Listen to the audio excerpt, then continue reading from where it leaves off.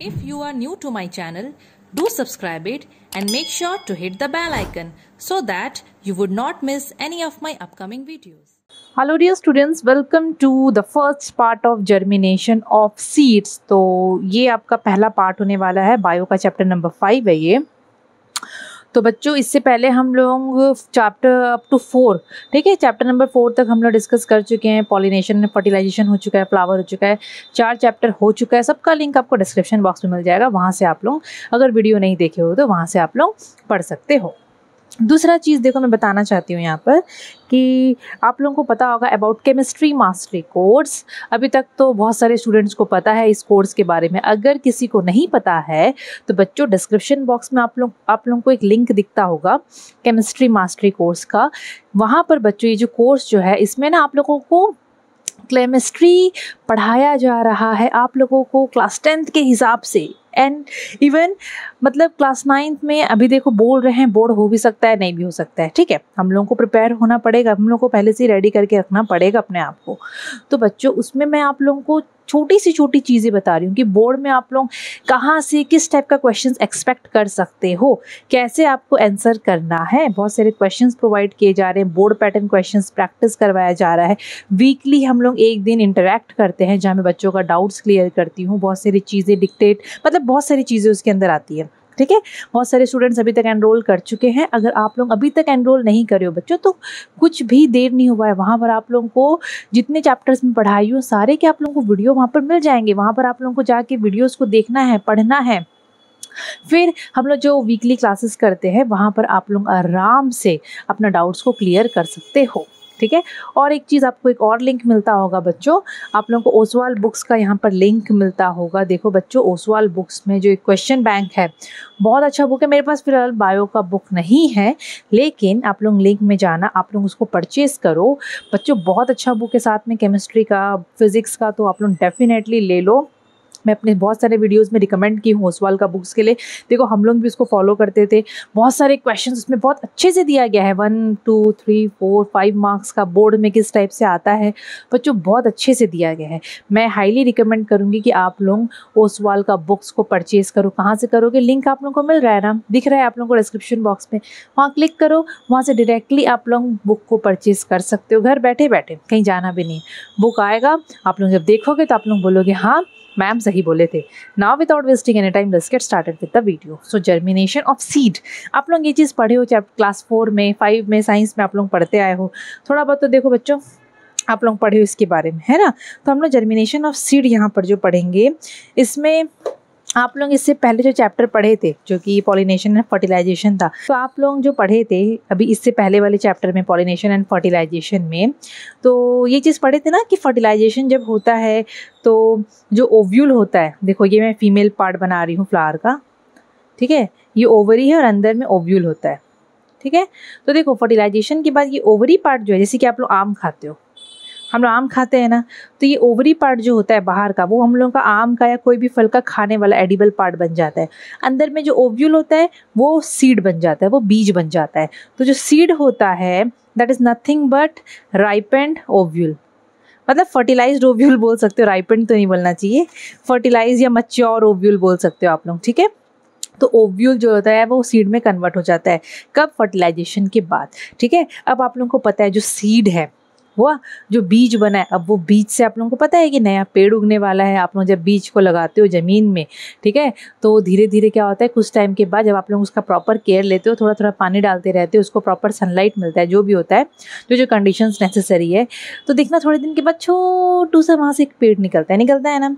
तो बच्चों बीज के अंदर में एक छोटा सा प्लांट रहता है जो कि बीज के अंदर से निकलता है, बेबी प्लांट, फिर वो बड़ा हो जाता है, फिर वो एक बड़ा प्लांट में कन्वर्ट हो जाता है धीरे धीरे करके। तो बोलने का मतलब ये है कि जो सीड होता है हमारे पास, वो सीड के अंदर में ना इनसाइड द सीड एक छोटू सा बेबी प्लांट होता है जिसको ना हम लोग एम्ब्रियो भी बोलते हैं, बच्चे कंफ्यूज होते हैं एम्ब्रियो क्या होता है। तो बेबी प्लांट जो सीड के अंदर में सोया रहता है उसको हम लोग बोलते हैं एम्ब्रियो, ठीक है। तो बच्चों सीड में यहाँ पर एक सिंपल सा सीड बनाई हूँ। ये जो डायग्राम है ना, ये क्लास 5 का साइंस में है, ठीक है। तो सिंपल सा है बोल के मैं बना दिया, आप लोग समझ लोगे। तो सीड के अंदर में एक लिविंग प्लांट होता है। देखो ये छोटा सा ये बेबी प्लांट है जिसको हम एम्ब्रियो बोलते हैं, ठीक है। उसके अंदर में और भी बहुत कुछ होता है। अच्छा, बीज के अंदर में सीड कोट होता, सॉरी बीज के ऊपर में सो आउटर पार्ट होता है ना, उसको सीड कोट बोलते हैं। आप लोग कोई भी बीज ले लो, कोई भी आप लोग सीड ले लोगे तो आप लोगों को बच्चों उसके बाहर का जो लेयर दिखेगा ना, that is seed coat. That is what, that is seed coat. और उसके अंदर में सीड के अंदर में ना बच्चों, अब आप लोग सोचो, अब जैसे कि कोई लेडी प्रेग्नेंट है, कोई लेडी, ठीक है, तो उसके अंदर में उसके यूट्रस में एक छोटा सा बेबी ग्रो कर रहा है कि नहीं। अब वो बेबी कैसे खाना खाएगा, उसको भी तो खाना चाहिए। तो मदर जो भी खाना खाती है वो इनडायरेक्टली बेबी पे लगता है ना। तो यहाँ पर तो ऐसे होता है, लेकिन जो सीड है, सीड के अंदर में जो बेबी प्लांट है उसको भी तो खाना पीना चाहिए, है कि नहीं। तो वो सीड को, मतलब सीड के अंदर में जो बेबी प्लांट है उसको खाना पता है कौन देता है, ये कॉटिलेडन। ये कॉटिलेडन, ये है कॉटिलेडन, ये पार्ट को हम लोग बोलते हैं कॉटिलेडन। कॉटिलेडन क्या है, cotyledon stored food material for nourishment है। मतलब जो बेबी प्लांट अंदर में जो रहता है, किसके अंदर, सीड के अंदर में, उसको जो खाना चाहिए रहता है, खाना कौन प्रोवाइड करता है, कॉटिलेडन। तो उसमें ना वो फूड मटेरियल्स रहते हैं, नॉरिशमेंट देता है वो बेबी प्लांट को। कब तक देगा वो, जब तक ये छोटू सा जो बेबी प्लांट है वो सीड के अंदर में रहेगा। जब सीड के अंदर से, मतलब सीड से बाहर ये बेबी प्लांट होता है ना, देखना मिट्टी से फिर बाहर छोटा सा पेड़ निकलता है, बाहर निकल गया तो फिर धीरे धीरे करके पेड़ अपना फोटोसिंथेसिस करने लगता है। पढ़ोगे आप लोग। अच्छा, और एक चीज़, अच्छा आप लोग जो सीड को ज़मीन में लगाते हो, ठीक है, तो सीड को जब आप लोग मिट्टी के अंदर में लगा देते हो, सो कर देते हो ऐसे नीचे में, तो आप लोग वहाँ पर उसको हर दिन पानी देते हो, है ना, और थोड़ा धूप में भी रखते हो। तो बच्चों जो सीड होता है उसको जब राइट कंडीशंस मिलता है, जैसे कि उसको सही अमाउंट ऑफ वाटर मिलेगा, उसको अगर सनलाइट मिल रहा है, मतलब वार्मथ मिल रहा है, उसको ऑक्सीजन मिल रहा है, क्योंकि अंदर में ये लोग रेस्पिरेशन करते हैं तो ऑक्सीजन तो चाहिए ही चाहिए, ठीक है। और राइट सॉइल, सही मिट्टी, क्योंकि मिट्टी का क्वालिटी भी सही होना ज़रूरी है, ठीक है। जब ये 4 कंडीशंस मिलता है, क्या क्या, सनलाइट मतलब वार्मथ, वाटर पानी, ऑक्सीजन और राइट सॉइल जब मिलता है, तो वहाँ से सीड से छोटा सा प्लांट ऐसे बाहर की तरफ निकलता है। मतलब सीड तब जर्मिनेट करता है, तब जर्मिनेशन ऑफ सीड देखने को मिलता है। अगर ये कंडीशंस उसको नहीं मिलेगा तो सीड डॉर्मेंट रहेगा। डॉर्मेंट मतलब उसके बाहर से बेबी प्लांट नहीं आएगा, मतलब उसके बाहर नहीं निकलेगा बेबी प्लांट, सीड डॉर्मेंट रहेगा, ठीक है। तो यहाँ पर हम लोग पढ़ेंगे, पर थोड़ा चीज़ें हैं जो कि मैं आप लोगों को बता दे रही हूँ। अभी टाइप्स ऑफ सीड, सीड बच्चों होता है बेसिकली 2 टाइप के। अगर मैं इनका कॉटिलेडन्स का नंबर का बात करूँगी कि depending upon the number of cotyledons, number of, मैं लिखी हूँ देखो, based on the number of cotyledons, या जो कॉटिलेडन का बात करें हैं, सीड 2 टाइप का होता है, मोनोकॉट्स एंड डाइकॉट्स, मतलब मोनोकॉटिलेडनस एंड डाइकॉटिलेडनस, ठीक है। अभी तो बच्चों यहाँ पर देखो, सीड जो होते हैं based upon the number of cotyledon, वो लोग 2 टाइप के होते हैं, मोनोकॉटिलेडनस एंड डाइकॉटिलेडनस, या फिर मोनोकॉट्स एंड डाइकॉट्स आप लोग बोल सकते हो। मोनोकॉट्स एंड डाइकॉट्स में देखो आप लोग कैसे समझोगे, it depends upon number of cotyledon. जैसे कि यहाँ पर मेरे पास ये एक चना है, ठीक है। अच्छा, आप लोगों को दिखता होगा क्लियरली, ये चना को मैं 2 भाग में डिवाइड कर सकती हूँ ना, 2 पार्ट्स में। कैसे, ये देखो, ये हो जाएगा, ये हो जाएगा। अभी ये तो ऊपर वाला इसका सीड कोट हो गया, इसका ऊपर का लेयर को हम लोग क्या बोलते हैं, सीड कोट, ठीक है। इसको देखो, मैं ये देखो आराम से ये 2 भाग में डिवाइड हो गया, मतलब इसके पास 2 कॉटिलेडन है। ये हो गया कॉटिलेडन, ये दूसरा कॉटिलेडन, वाइट वाइट पार्ट दिख रहा है ना, इसको हम लोग ये पूरा को बोलेंगे कॉटिलेडन। तो इसके पास 2 कॉटिलेडन है तो हम लोग इसको डाइकॉटिलेडनस बोलेंगे। वैसे ही अगर आप लोग चावल को ले लो, मेरे पास अभी राइस है, आप लोग व्हीट भी ले सकते हो, आप लोग मक्का को भी देख सकते हो, मेज़ को। इस केस में देखो कि आप लोग इसको वैसे 2 भाग में डिवाइड कर सकते हो, नहीं कर सकते हो, तो ये मोनोकॉट है, ये इसको हम लोग मोनोकॉटिलेडनस बोलेंगे, ठीक है। तो यहाँ पर वही है, मोनोकॉटिलेडनस मतलब सीड जिसमें सिर्फ एक कॉटिलेडन होता है, जिसको आप 2 भाग में डिवाइड नहीं कर सकते हो। कॉटिलेडन को सीड लीफ भी बोलते हैं। एग्जाम्पल आप लोग अभी राइस का देखिए, आप लोग व्हीट भी देख सकते हो, आप लोग मेज़ का एग्जाम्पल भी ले सकते हो, कोकोनट का जो बीज होता है उसको भी आप लोग ले सकते हो। डाइकॉटिलेडनस वो सीड होते हैं जिनको आप लोग 2 भाग में डिवाइड कर सकते हैं और जिनके पास 2 कॉटिलेडन्स होते हैं। तो हम लोग अभी चना में देखे थे ना, इसके पास 2 कॉटिलेडन है, इसको 2 भाग में डिवाइड कर दिए, है कि नहीं, 2 सीड लीफ होता है इसके पास। अच्छा, ये सीड्स पता है क्या करते हैं? ये सीड्स लोग एब्जॉर्ब करते हैं and store food from the endosperm. आप लोग पढ़े हो इससे पहले वाले चैप्टर में, एंडोस्पर्म फॉर्मेशन होता है, आप लोग पढ़े हो जब फर्टिलाइजेशन होता है तो उस समय एंडोस्पर्म फॉर्मेशन होता है। एंडोस्पर्म भी खाना को लाइक वो स्टोर करने का काम करता है। तो ये सीड लोग क्या करते हैं, एंडोस्पर्म से क्या करते हैं, ये लोग एब्जॉर्ब करके खाना को स्टोर कर लेते हैं बिफोर द सीड जर्मिनेट। मतलब जर्मिनेशन का मतलब होता है बीजा से छोटा सा पेड़ बाहर निकलना। तो वो काम होने से पहले ही ये लोग क्या करते हैं, सीड लोग एंडोस्पर्म से खाना को खींच के अपने में स्टोर कर लेते हैं। ठीक है, इनमें जो कॉटिलेडन्स होते हैं, जैसे कॉटिलेडन्स जो होता है डाइकॉट में 2 कॉटिलेडन, वो थिक होता है। वो क्या होता है बेसिकली, वो थिक होता है। एग्जाम्पल आप लोग ले सकते हो डाइकॉटिलेडनस सीड में ग्राम, मतलब चना का जो मैं अभी आप लोगों को बात बताई, बीन्स वो उसको भी देखना आप लोग 2 भाग में डिवाइड कर सकते हो, मूंगफली पीनट उसको भी कर सकते हो। तो ऐसे बहुत सारे एग्जाम्पल हैं। थोड़ा और टाइप्स ऑफ सीड है बच्चों, based on the absence and presence of endosperm. देखो एंडोस्पर्म आप लोग पढ़े हो, अगर आप लोगों को याद नहीं है एंडोस्पर्म आप लोग कहाँ पढ़े थे, क्या पढ़े थे, मैं एक बार आप लोगों को बुक से दिखा देती हूँ, थोड़ा सा याद दिला देती हूँ।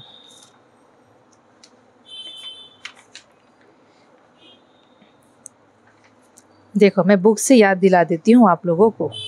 ठीक है, आप लोग पढ़े थे ना वो मेल गैमेट वाला, इससे पहले वाले चैप्टर में। एक मेल गैमेट जो होता है वो जाके एक्स सेल के साथ फ्यूज़ होता है। देखो एक्स सेल कहाँ पर है, ये रहा यहाँ बीच वाला एक्स सेल, आप लोग पढ़े हो। एक्स सेल के साथ फ्यूज़ होके वो जाइगोट बनता है। ठीक है, और दूसरा क्योंकि 2 मेल गैमेट होते हैं, पॉलन ग्रेन के अंदर में ऐसे 2 सेल होते हैं। दूसरा क्या करेगा, सेकेंडरी न्यूक्लियस। सेकेंडरी न्यूक्लियस क्या है, ये बीच वाला, ये वाला दूसरा वाला इसके साथ जाके फ्यूज़ होगा और वो बनेगा एंडोस्पर्म। वो क्या बनेगा, एंडोस्पर्म। ये एंडोस्पर्म जो होता है वो एक तो फूड रिजर्वियर होता है, वो खाना को स्टोर करता है, जो कि जो सीड के अंदर में जर्मिनेटिंग जो मतलब जो बेबी प्लांट होगा उसको वो खाना प्रोवाइड करेगा। तो हम लोग यही एंडोस्पर्म का बात कर रहे हैं। So based on the number of endosperm या एब्सेंस और presence, sorry absence and presence of endosperm, एक minute,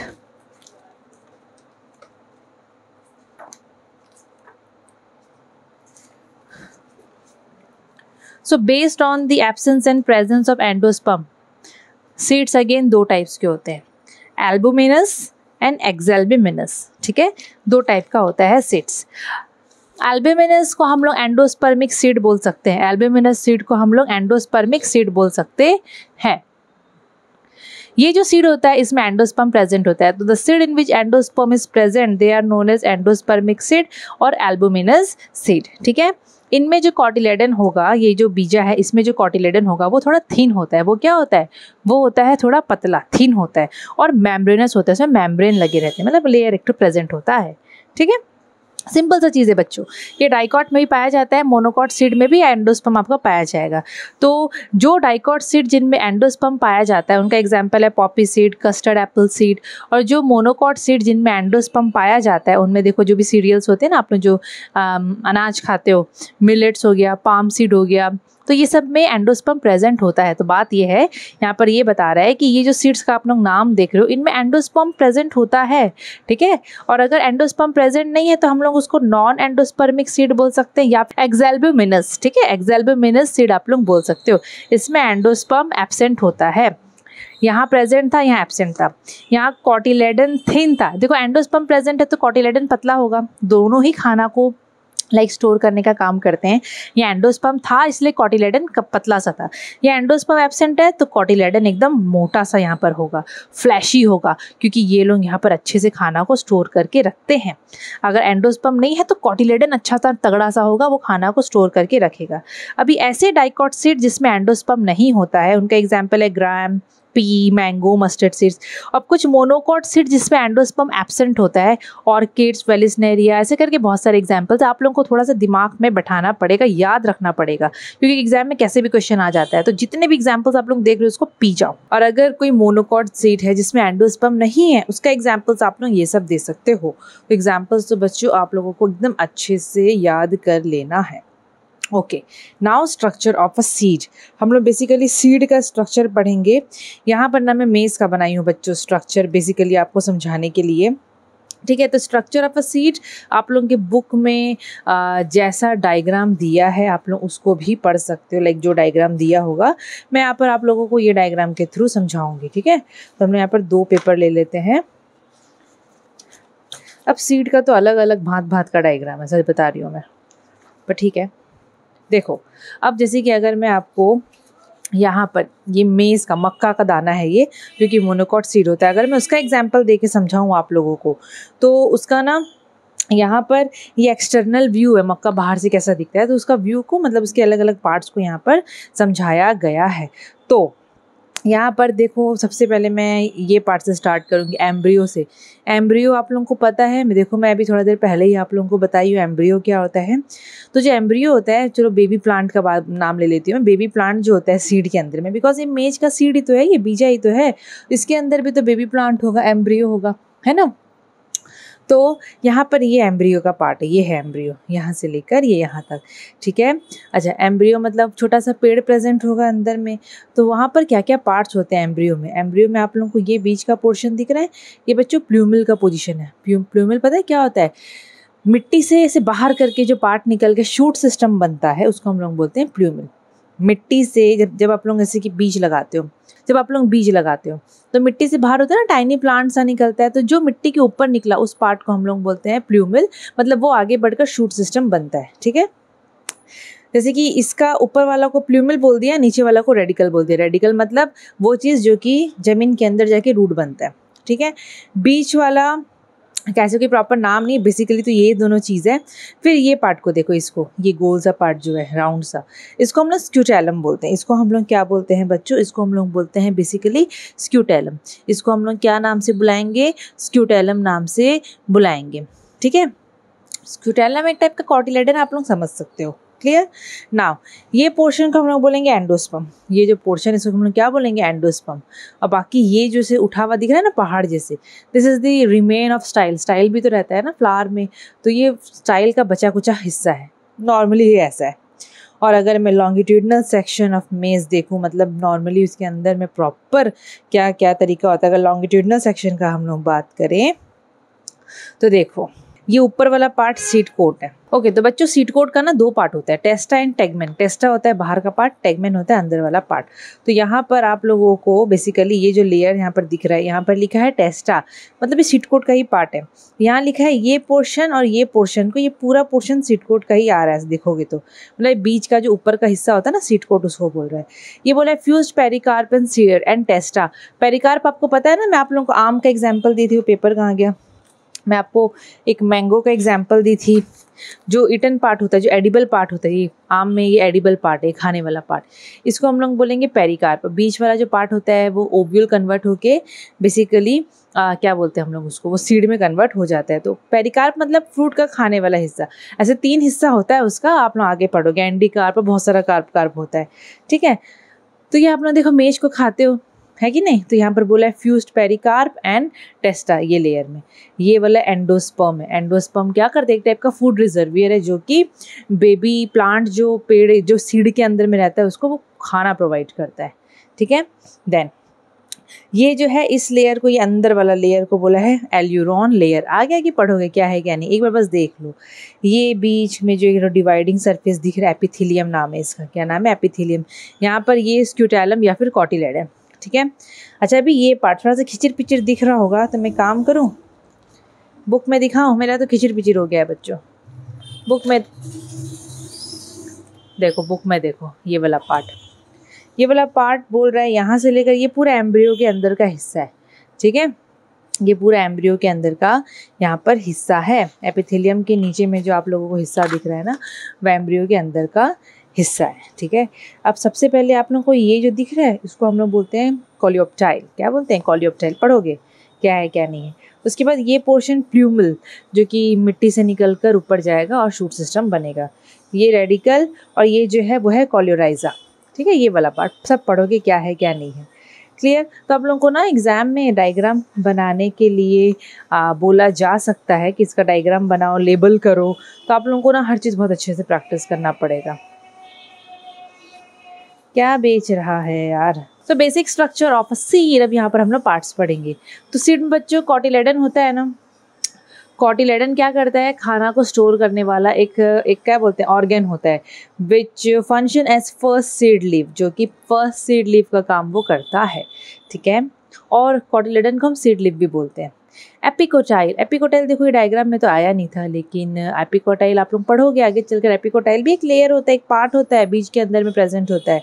so this is the part of the embryo above the cotyledon, cotyledon के ऊपर में पार्ट होता है ये, ठीक है। मैं एक बार खोजती हूँ कहाँ है, हाँ यहाँ पर दिख रहा है मुझे, ये देखो ये एक और बीज है, ठीक है। मतलब दूसरा सीड का बच्चों मैं आपको एग्जांपल दे रही हूँ, जैसे जैसे जो दिया है। तो ये सीड है, दो हिस्सा कर दिए, ये डाइकॉट सीड है, ठीक है। यहाँ पर देखो एपिकोटाइल दिख रहा है, एपिकोटाइल लिखा है ना, वैसे हाइपोकोटाइल लिखा है। तो एपिकोटाइल क्या है, मैं यहाँ पर क्या लिखी हूँ, it is the part of the embryo above the cotyledon, cotyledon के ऊपर वाला पार्ट जो होता है एम्ब्रियो का, ठीक है। एम्ब्रियो मतलब बेबी प्लांट जो सीड के अंदर में रहता है। तो कॉटिलेडन के ऊपर वाला जो हिस्सा होता है, the part of the embryo above cotyledon is known as epicotyl, ठीक है। बस ही अगर मैं आप लोगों को हाइपोकोटाइल का बात करूँगी, तो हाइपोकोटाइल जो होता है that lies between cotyledon and radical, ठीक है। देख लेते हैं हम लोग हाइपोकोटाइल, देखो ये रहा, तो वो कॉटिलेडन और रेडिकल के बीच में है, ठीक है। कॉटिलेडन ये पूरा पार्ट है, ये पूरा पार्ट, तो कॉटिलेडन और रेडिकल के बीच का पार्ट को हाइपोकोटाइल बोलते हैं। बच्चों सब चीज़ थोड़ा याद रखना पड़ेगा, करना तो पड़ेगा बच्चों। देखो ये इधर का ये जो स्ट्रक्चर ऑफ सीड में जो आप लोग अलग अलग पार्ट्स पढ़ोगे ना, यहाँ थोड़ा सा आप लोगों को रट्टाबाजी करना पड़ेगा, ठीक है। ओके कर लोगे। अब बायो में ना देखो कुछ कुछ चीज़ें रट्टा मारना पड़ता है, रट्टा मतलब वर्ड्स तो याद करोगे, है कि नहीं। नेक्स्ट प्लूमिल, प्लूमिल क्या होता है, प्लूमिल जो होता है वो हिस्सा होता है बीज के अंदर में जो कि आगे चलकर शूट सिस्टम बनता है। वो ज़मीन के ऊपर आता है, जैसे कि बीज आप लगा दिए हो, प्लूमिल आगे बढ़कर ज़मीन के ऊपर आएगा और वो आपको पेड़ पौधे फिर वो बनते हुए दिखेंगे, ठीक है। यहाँ पर क्या लिखा है, epicotyl along with embryonic leaves, epicotyl के साथ साथ एम्ब्रियोनिक लीव्स, एम्ब्रियो का जो लीव्स होता है, एपिकोटाइल के साथ साथ एम्ब्रियो का जो पत्ता होता है ना बच्चों, वो उसको हम लोग बोलते हैं बेसिकली क्या, प्लूमिल। यहाँ पर मैं प्लूमिल लिखी हुई हूँ, तो एपिकोटाइल के साथ साथ एम्ब्रियो का जो लीव्स होता है उसको हम लोग बोलते हैं प्लूमिल। एक चीज़ एपिकोटाइल का हम यहाँ पर मिस कर दिए थे, एपिकोटाइल आगे जाके stem and leaves of the plant बनता है, मतलब अलॉन्ग विथ प्लूमिल, क्योंकि यहाँ प्लूमिल में तो आप लोग वापस पढ़ लिए, है कि नहीं। Okay then radicle, radicle stem tip of the plant embryo developing into root is known as radicle. Like वही है डेफिनेशन जिस हिसाब से दिया है ना उसको उस हिसाब से करना आप लोग, लेकिन एकदम सिंपल तरीके से बताऊंगी तो रेडिकल ये पार्ट है, यहाँ पर ये पार्ट है, यहाँ पर ये पार्ट है रेडिकल। ये जब मिट्टी में हम लोग लगाते हैं सीड को, तो रेडिकल सबसे पहले ग्रो करके मिट्टी के बाहर निकलता है, फिर जाके वहाँ से ऐसे ऐसे ऐसे ऐसे रूट बनता है, ठीक है। प्लूमिल ग्रो करता है, आगे निकलता है और पेड़ की मतलब ज़मीन के ऊपर वो आ जाता है। उसके बाद है बच्चों हाइलम, हाइलम जो होता है देखो यहाँ पर हाइलम हाइलम करके बोल रहा है। हाइलम बेसिकली ये भी वही बीज के अंदर का एक हिस्सा होता है, एक टाइप का दाग होता है, ये एक स्कार होता है that marks where the seed was attached to the ovary wall. Hilum एक टाइप का दाग होता है, जैसे यहाँ पर इसको हाइलम बोला है, यहाँ पर ये पोर्शन को, ठीक है। ये एक डाइकॉट सीड है, तो यहाँ पर इसमें ये हाइलम करके लिखा है, यहाँ पर ये पोर्शन हाइलम बोला है। तो हाइलम एक तरीके का स्कार होता है जो कि बताता है कि सीड जो था वो ओवरी वॉल से वहाँ से अटैच था। मतलब हाइलम एक वो जगह है जहाँ से बीज ओवरी का वॉल से अटैच था, ओवरी का जो वॉल होता है उससे अटैच था, क्योंकि ओवरी के अंदर में ही सीड रहता है। तो ओवरी फल बन गया और सीड जो हो गया वो उसके अंदर में ओव्यूल जो था वो सीड बन गया। तो पॉइंट ऑफ अटैचमेंट को हम लोग बोलते हैं क्या, क्या, हाइलम। देन माइक्रोपाइल, माइक्रोपाइल क्या होता है बच्चों, माइक्रोपाइल एक छोटा सा ओपनिंग होता है on the concave side of seed. यहाँ पर दिखाऊं मैं, ये रहा, ये देखो ये माइक्रोपाइल है, छोटा सा ओपनिंग होता है, ये एक छेद जैसा होता है ये, which is responsible for the absorption of water and exchange of gases that takes place during germination। जब जर्मिनेशन होता है, जब जमीन से पेड़ जब ऊपर की तरफ आता है ना, तो आप लोगों को पता है जब हम जमीन को अंदर में रखते हैं, जब जमीन के अंदर में हम सीड को रखते हैं, तो भाई सीड को भी तो चाहिए हवा चाहिए ना, एक्सचेंज ऑफ गैसेज, और पानी को अपने अंदर घिंचता है, तो माइक्रोपाइल से घिंचता है। एक छोटा सा ओपनिंग होता है बच्चों सीड के अंदर में, वहीं से पानी एंटर करता है, वहीं से एक्सचेंज ऑफ गैसेस होते हैं जो भी होते हैं। Clear. Now seed coat, seed coat क्या है, सीड का ऊपर वाला हिस्सा, ऊपर वाला हिस्सा को हम लोग बोलते हैं सीड कोट। ये रहा सीड कोट। यहाँ पर देखो, अगर आप लोग अगर ये वाले सीड को देखोगे तो देखो मैं यहाँ पर 2 लेयर बनाई हूँ, ये सीड कोट ही है, ठीक है। एक का ऊपर वाला लेयर को जो हार्ड होता है उसको बोलते हैं टेस्टा, अंदर वाले लेयर ऑफ सीड कोट को हम लोग बोलते हैं टेगमेन। तो ये टेस्टा टेगमेन सीड कोट ही है। तो सीड कोट जो होता है वो सीड के सबसे बाहर का लेयर होता है और जो सीड के अंदर में बेबी प्लांट होता है वो उसको प्रोटेक्ट करता है, ठीक है। उसको एक्सट्रीम एनवायरनमेंट या जो भी एक्सट्रीम कंडीशंस जो भी होता है उससे वो प्रोटेक्ट करता है। Seed coat is the outer cover of the seed that protects the growing embryo and its food supply।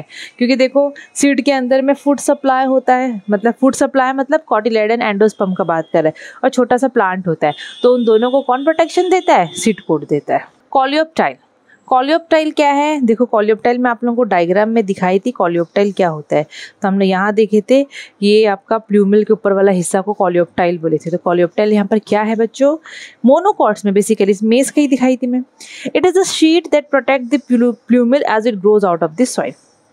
मतलब कॉलियोप्टाइल एक शीट है, एक मेम्ब्रेन जैसा है जो कि प्लूमिल के चारों तरफ रहता है और उसके ऊपर रहता है और उसको प्रोटेक्ट करता है। वो उसको वो प्रोटेक्शन देता है। किसको? प्लूमिल को देता है वो प्रोटेक्शन। कौन देता है? कॉलियोप्टाइल देता है। कौन देता है? कॉलियोप्टाइल देता है, ठीक है। और अगर मैं एंडोस्पर्म का बात करूँगी तो एंडोस्पर्म क्या? एक फूड स्टोरिंग टिश्यू है। फूड को वो स्टोर करता है, क्योंकि जो अंदर में जो बेबी प्लांट है, जब तक वो बेबी प्लांट ज़मीन से मतलब मिट्टी से बाहर नहीं आ जाए तब तक उसको खाना भी चाहिए जिंदा रहने के लिए, तो उसको एंडोस्पर्म प्रोवाइड करता है, ठीक है। अब हम लोग पढ़ेंगे, स्टार्ट करेंगे लाइक मोनोकॉट सीड से। चलो ये पेपर तो कंप्लीट आपका साइड कर देते हैं थोड़ा,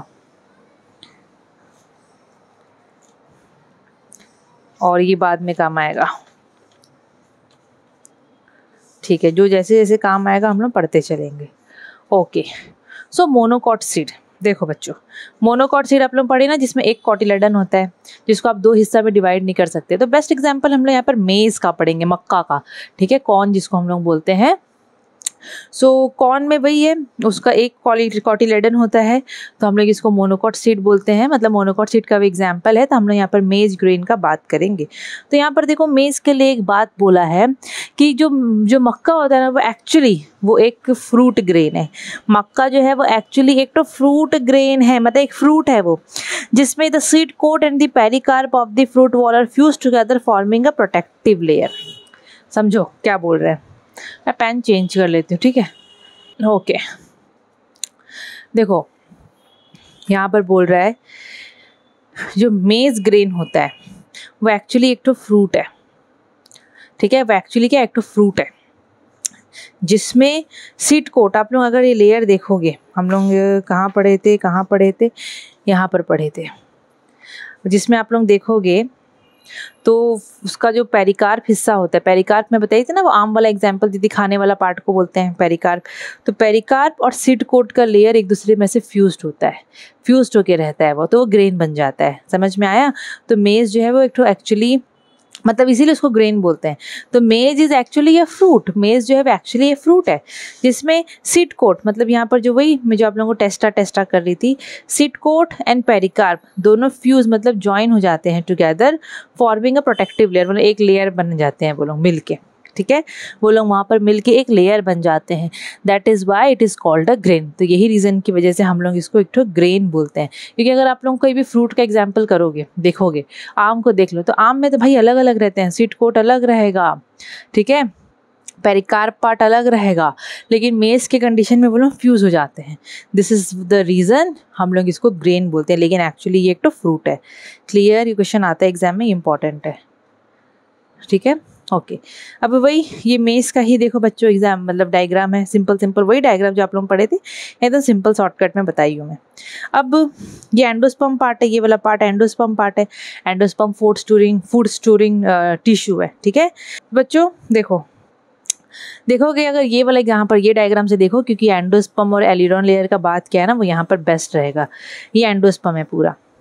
एंडोस्पर्म जो है that is lined by a endosperm rich in protein called aleurone layer.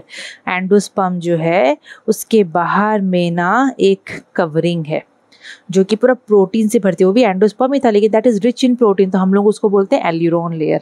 हम लोग उसको बोलते हैं एल्यूरॉन लेयर, ठीक है। तो एंडोस्पर्म के बाहर में जो लेयर है पूरा प्रोटीन से भरती है, उसका नाम है एल्यूरॉन लेयर। एंडोस्पर्म यहाँ पर फिल्ड विथ स्टार्च, पूरा स्टार्च से पूरा भरती है वो, मतलब आपको इसमें बहुत स्टार्च मिलेगा मक्का में, ठीक है। इसमें जो एंडोस्पर्म है ना, बहुत स्टार्च को अपने अंदर में वो स्टोर करके रखता है। क्वेश्चन आता है ये वाला, ठीक है। देन एपिथेलियम यहाँ पर दिख रहा है ये डायग्राम, ये तो एकदम ऐसी वाला डायग्राम है जो मेन डायग्राम था, मैं आपको दिखा चुकी हूँ, है ना। एपिथेलियम का अगर मैं बात करूँ तो एपिथेलियम क्या करता है, यहाँ पर एंडोस्पर्म है और यहाँ पर आप लोग पढ़े थे ना, ऐसे ऐसे करके था वो, कॉलियोप्टाइल था, प्लूमिल था, रेडिकल था, कॉलियोराइजा था, वो पूरा पार्ट मिला के एम्ब्रियो बन रहा था, बेबी प्लांट बन रहा था ना, छोटा सा पेड़ जो सीड के अंदर होता है। तो बच्चों एम्ब्रियो और एंडोस्पर्म को सेपरेट करके रखा है एक ठो लेयर जिसका नाम है एपिथेलियम, जिसको हम लोग क्या बुलाते हैं, एपिथेलियम बुलाते हैं। पतला सा लेयर होता है ये, ठीक है, एपिथेलियम बुलाते हैं। अभी इसका जो एम्ब्रियो है यहाँ पर, ये जो मेज ग्रेन में जो एम्ब्रियो होता है अंदर में रहता है ना, ऐसे ऐसे करके बहुत सारे पार्ट्स होते हैं। उसमें बच्चों बोला है एक कॉटिलेडन होता है जिसको हम लोग स्क्यूटेलम बोलते हैं। कितना कॉटिलेडन होता है, एक कॉटिलेडन होता है। तो ये जो पार्ट है ना, इसको कॉटिलेडन बोला है। जो बाकी का हिस्सा जो बच गया था, मैं डायग्राम दिखा देती हूँ भाई, ये देखो, यही तो है, मैं तो एकदम और रफ डायग्राम बनाई थी मैं। ये वाला पार्ट एम्ब्रियो हो गया और यहाँ पर ये, तो ये एक कॉटिलेडन प्रेजेंट होता है। दो होता तो अलग अलग लेयर में दिखाई देता हम लोगों को। तो मेज में एक कॉटिलेडन होता है जिसको हम लोग स्क्यूटेलम बोलते हैं, ठीक है। एक रेडिकल होता है जो कि आगे चलकर रूट बनता है, ये रहा, ये रेडिकल पार्ट है जो कि आगे चलकर रूट बनेगा। प्लूमिल पार्ट होता है, ये रहा प्लूमिल पार्ट जो कि आगे चलकर शूट सिस्टम, मतलब पेड़ पत्ता ब्रांच ये सब बनेगा। अच्छा, radicle is covered by a protective sheet called coleorhiza. कहाँ है, ये रहा, रेडिकल के ऊपर में एक प्रोटेक्टिव शीट दिख रहा है जो उसको प्रोटेक्ट करता है रेडिकल को, उसका नाम है कॉलियोराइजर। प्लूमिल के ऊपर में एक प्रोटेक्टिव शीट है जिसका नाम है क्लियोप्टाइल। क्या है, क्लियोप्टाइल, ठीक है, क्लियोप्टाइल।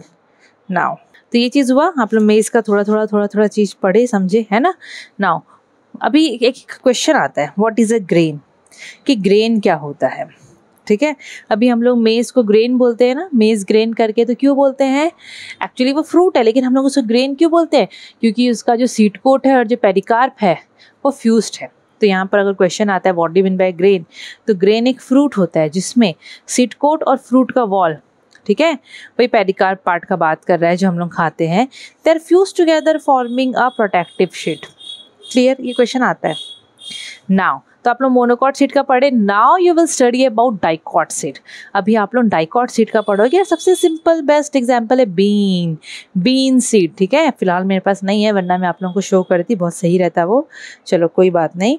तो बच्चों हम लोग यहाँ पर बीन सीड के बारे में पढ़ेंगे, ठीक है। बीन सीड अगर मैं आप लोगों को बुक में दिखाऊँ तो ये है, ठीक है, ये बीन सीड है, ये साइड से उसको दिखा रहा है, मतलब ये दोनों उसका एक्सटर्नल व्यू है, टेढ़ा करके है, ये सीधा करके है, ये वाला पोर्शन अगर आप लोगों के पास है तो राजमा को ले लो ना, बेस्ट एग्जांपल है कि नहीं, तो वो चीज़ भी हो जाएगा। तो यहाँ पर क्या है, देखोगे ये जो डाइकॉट सीड है, यहाँ पर हम लोग बीन्स का, मतलब बीन का एग्जाम्पल पढ़ रहे हैं। बीन बेसिकली किडनी शेप्ड होता है। हाँ, अरे यार, बीन जो होता है वो देखना किडनी शेप होता है। राजमा का आप लोग ले लो, सही है, ठीक है। अच्छा, अब इसके भी तो चारों तरफ देखोगे तो भाई सीड कोट तो रहता ही है ना सीड में, है कि नहीं। तो bean seed is covered by a seed coat जो कि यूजुअली ब्राउन कलर का होता है। ये बाहर वाला सीड कोट है, तो बाहर वाले लेयर को टेस्टा बोल रहा है। सीड कोट का दो लेयर होता है, एक बाहर का एक अंदर का। बाहर वाला लेयर को हम लोग बोलते हैं टेस्टा, तो यहाँ पर डायरेक्ट टेस्टा को ही बोल दे रहा है, ठीक है। ब्राउन कलर का होता है, जो भी कलर का है, देखो यहाँ पर ब्राउन कलर लिखा हुआ है। अच्छा, तो ये जो बाहर का जो सीड कोट होता है उसका काम क्या है पता है, अंदर में जो बेबी प्लांट कहीं सोया हुआ है उसको प्रोटेक्ट करना, ठीक है, उसको प्रोटेक्ट करना, उसको मरने से बचाना, उसको सूखने से बचाना, ठीक है, बहुत सारा उसका फंक्शन होता है। और हर एक सीड के लिए बोल रहा है, जैसे कि आप लोग अगर 4-5 राजमा का बीज ले लोगे, राजमा सीड्स ले लोगे, आप लोग चारों पांचों राजमा सीड को ऑब्जर्व करना, सबका सीड कोट अलग टाइप का थोड़ा होता है, सबका अलग, मतलब अलग रहता है, बोल के उनका डिस्टिंक्टिव एक अपीयरेंस होता है, ठीक है। आप लोगों को पूरे डिट्टो कॉपी जुड़वा तिड़वा इस टाइप के नहीं मिलेंगे राजमा सीड्स, या कोई भी बीन्स, आप बीन मतलब कोई भी अगर आप लोग सीड ले लोगे। यहाँ बीन का बात कर रहा है बच्चे, मैं बार बार ना उसको बीन्स बोलते हैं, मेरे मुंह से स्टार्टिंग से बीन्स ही निकलता है, तो मैं अगर बीन्स बोलूँगी तो आप लोग ये मत बोलना कि अरे मैडम तो बीन्स बोल दी, ठीक है, मेरे से तो बीन्स ही निकलता है। चलो ठीक है। नाउ टेक्स्टा के बाद अंदर में एक लेयर होता है टेगमेन। ये देखो टेस्टा था बाहर का, जस्ट उसके अंदर को टेगमेन बोला है, तो वो सीड कोट ही है। सीड कोट होता है ना, देखो सीड कोट जो होता है बीज के सबसे बाहर वाला लेयर, उसका 2 लेयर होता है, बाहर वाले को टेस्टा, अंदर वाले को टेगमेन। तो यहाँ पर लिखा हुआ है टेगमेन, ठीक है। अभी अगर हम लोग यहाँ पर ध्यान से देखेंगे ये वाले पोर्शन में, इधर वाले जो अंदर में घुसा हुआ है वहाँ पर देखेंगे ना, तो हम लोग को एक तो स्कार वाइट कलर का एक तो दाग जैसा मिलेगा हाइलम करके, ठीक है। यहाँ पर हाइलम होता है। हाइलम हमें आप लोगों को ऑलरेडी बताई थी, हाइलम क्या होता है। हाइलम बताता है कि ये जगह से, मतलब बीज में ये जगह से, मतलब जो बीज है वो इस जगह से ओवरी का वॉल से अटैच था। क्लियर। अच्छा, फिर वहीं कहीं आपको हाइलम के पास में आपको, जैसे कि ये हाइलम है तो उसके पास में आपको मिलेगा माइक्रोपाइल। क्या मिलेगा? माइक्रोपाइल। माइक्रोपाइल जो है पोर, एक छेद जैसा होता है वो, ठीक है। Through which pollen tube enters the ovule during fertilization. अब मैं कहाँ दिखाऊं आपको, दिखाऊं क्या इधर? आप लोगों को याद होगा ना, इससे पहले जो हम चैप्टर पढ़े थे, पॉलन ट्यूब आगे आगे बढ़ा बढ़ा बढ़ा बढ़ा बढ़ा बढ़ा, और वो भी ओव्यूल के अंदर में, पहले ओवरी को क्रॉस किया, अब ओव्यूल में एंटर करेगा वो, ठीक है। तो यहाँ पर वही चीज़ बोल रहा है कि माइक्रोपाइल वो जगह है जहाँ से पॉलन ट्यूब ओव्यूल के अंदर में एंटर किया, तो यहाँ पर रहता है माइक्रोपाइल। तो माइक्रोपाइल एक वो जगह है जहाँ से पॉलन ट्यूब ओव्यूल के अंदर में एंटर करता है और अपना सेल्स को या अपना न्यूक्लियस को अंदर फर्टिलाइजेशन के लिए देता है, ठीक है। ओके, समझ में आया। और हम लोग क्या पढ़े थे माइक्रोपाइल के बारे में? ये ऐसा छेद है जहाँ से सीड क्या करता है, वाटर एब्जॉर्ब करता है जर्मिनेशन के समय, एक्सचेंज ऑफ गैसेस होते हैं जर्मिनेशन के समय, मतलब वही सब चीज़ें बोल रहा है। क्लियर, एकदम सिंपल। अब मैं देखती हूँ यहाँ पर मैं आप लोगों को, हाँ यहाँ पर मैं वही चीज़ देखी हूँ बच्चों, सेम वही चीज़ देखी हूँ, सेम डिट्टो डिट्टो, ठीक है, सेम है। ओके, अगर हम लोग बात करेंगे, डायग्राम को देखते हैं, तो ये जो बीन सीड होता है इसमें ना 2 कॉटिलेडन होते हैं, 1 और 2। कितने कॉटिलेडन्स होते हैं? 2 कॉटिलेडन्स होते हैं। और एक चीज़ मैं बता दूं आप लोगों को कि ये लोग जो होते हैं, ये लोग एंडोस्पर्म से ना खाना को, कॉटिलेडन लोग एंडोस्पर्म से खाना को एब्जॉर्ब करके स्टोर कर लेते हैं before the germination of seed. Seed के जर्मिनेशन से पहले ही ये लोग देखते हैं, अरे सीड का जर्मिनेशन होगा, उससे पहले इनका काम क्या होता है, एंडोस्पर्म भी खाना स्टोर करके रखता है। तो कॉटिलेडन लोग एंडोस्पर्म से खाना को खींच लेते हैं, मतलब अपने में ले लेते हैं ताकि हम हेल्प करेंगे, ठीक है, एम्ब्रियो को। ऐसे cotyledons thick with stored nutrients emerge above ground during germination. और जब जर्मिनेशन होता है, ये लाइन इंपॉर्टेंट है, जब जर्मिनेशन होता है, जब बीज से वो पेड़ हल्का सा बाहर आता है, तो कॉटिलेडन्स भी बाहर आते हैं। बीज मतलब कॉटिलेडन्स भी ज़मीन के ऊपर आ जाते हैं। जो कॉटिलेडन पार्ट दिख रहा है वो ज़मीन के ऊपर आ जाएगा, वो ज़मीन के ऊपर आ जाएगा। और ज़मीन के ऊपर आने के बाद वो कॉटिलेडन क्या करेगा, अब मिट्टी से, ये रहा, अभी मिट्टी से एक पेड़ उग गया, तो कॉटिलेडन्स भी बाहर आ जाते हैं, कॉटिलेडन्स बाहर आ जाते हैं। और वो कॉटिलेडन का काम क्या होगा कि जो सीडलिंग है, ये जो ग्रोइंग प्लांट है, अब वो उसको थोड़ा सा खाना प्रोवाइड करेगा, फिर जाके आगे चलकर वो पेड़ अपना खाना खुद से बना लेगा, पेड़ अपना खाना खुद से बना लेगा। क्लियर। अच्छा, और क्या है यहाँ पर देखें? और कुछ नहीं है, और कुछ नहीं है। ओके, और एक चीज़ यहाँ पर बोला है, थोड़ा सा एक्स्ट्रा यहाँ पर देख लो। जो बीन सीड होते हैं उसके एम्ब्रियो में 2 पार्ट होते हैं, रेडिकल एंड प्लूमिल। बच्चे आप लोग पढ़े हो, डायग्राम दिखाऊं? ये रहा रेडिकल एंड यहाँ पर ये प्लूमिल। रेडिकल आगे चलकर, मतलब रेडिकल पता है कैसे करता है काम? रेडिकल ऐसे काम करता है। अब आप लोग बीज को डाल दिए मिट्टी के अंदर में, ये बीज है। रेडिकल आगे बढ़ेगा ज़मीन के अंदर और वो रूट में डेवलप हो जाएगा। और जो प्लूमिल पार्ट है, जो यहाँ पर देख रहे हो प्लूमिल पार्ट, ये प्लूमिल पार्ट क्या करेगा, ये आगे बढ़कर मतलब ज़मीन के ऊपर आके ये शूट सिस्टम बनाएगा। रेडिकल बनाता है रूट सिस्टम, प्लूमिल बनाता है बच्चों शूट सिस्टम। क्या बनाता है?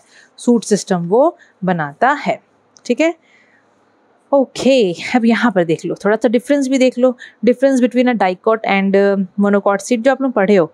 अब डाइकॉट सीड में अगर नंबर ऑफ कॉटिलेडन देखेंगे तो 2 होता है, मोनोकॉट में बच्चों 1 ही होता है। यहाँ पर डाइकॉट जो होता है, डाइकॉट सीड में कॉटिलेडन थिक एंड फ्लैशी होता है, बट मोनोकॉट के केस में थोड़ा थिन एंड नैरो होता है।